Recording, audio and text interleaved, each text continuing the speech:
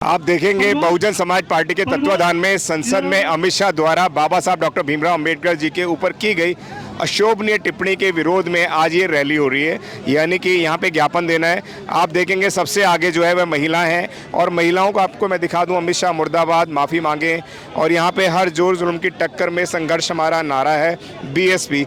महिलाएं बड़े ताकत से यहाँ पर आपको दिखाई देंगी। जिन महिलाओं को घर से बाहर निकलने का अधिकार नहीं हुआ करता था, आज वो महिला आंदोलन कर रही हैं। और देखिए कितने शालीनतापूर्ण तरीके से बैठे हुए हैं और अपने नेता के आदेश का पालन करने के लिए ये लोग बैठे हुए हैं। बुजुर्ग साथी बैठे हुए हैं, कोई धक्का मुक्की नहीं है, कोई किसी से लड़ झगड़ नहीं रहा है। सबके चेहरों पे एक जो है चिंता के भाव नज़र आ रहे हैं कि वह बाबा साहब के लिए कुछ करना चाहते हैं। बहन जी की तख्तियां लोगों ने यहाँ पर हाथ में ली हुई हैं।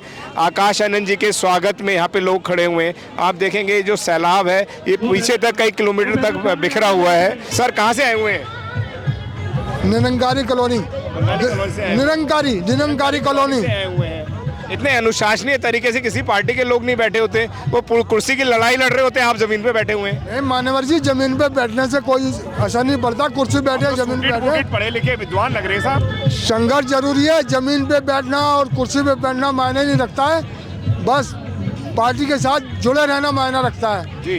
तो ये पार्टी का जमीन से जुड़ी हुई है, ये तो कहते हैं महलों की रानी बन गई है। नहीं, जो लोग कुछ कर नहीं सकते सिवा निंदा के, दूसरा उनके पास कोई काम नहीं, वही लोग ये कहते हैं। बाकी बहन जी तो हमेशा अपने पूरे जीवन में जमीन से जुड़ी रही हैं जी, और जमीन से जुड़ी रही हैं। वो कहते हैं, सारे लोग कहते हैं कि बहन जी जो है अब वो मिशन मूवमेंट से भटक गई हैं। नहीं, बहन जी मिशन मूवमेंट से कभी नहीं भटकेंगी, ना भटकी है। लोगों को कुछ काम तो करना नहीं है, सिर्फ निंदा के सिवा दूसरा और कोई काम नहीं होता जी। अमित शाह ने जो बातें कही हैं, ये इनकी जो है मनगढ़ंत बातें हैं और मनुवाद का तो नाश होगा, एक ना एक दिन जरूर आएगा।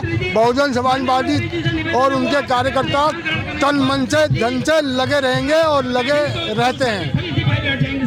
जिन महिलाओं को घर से निकलने की आज़ादी नहीं थी, आज वो सड़कों पर कैसे आ गई हैं अपने अधिकारों के लिए? अपने अधिकार के लिए हमारे बाबा साहब का अपमान किया है। बाबा साहब का अपमान किया है संसद में जी।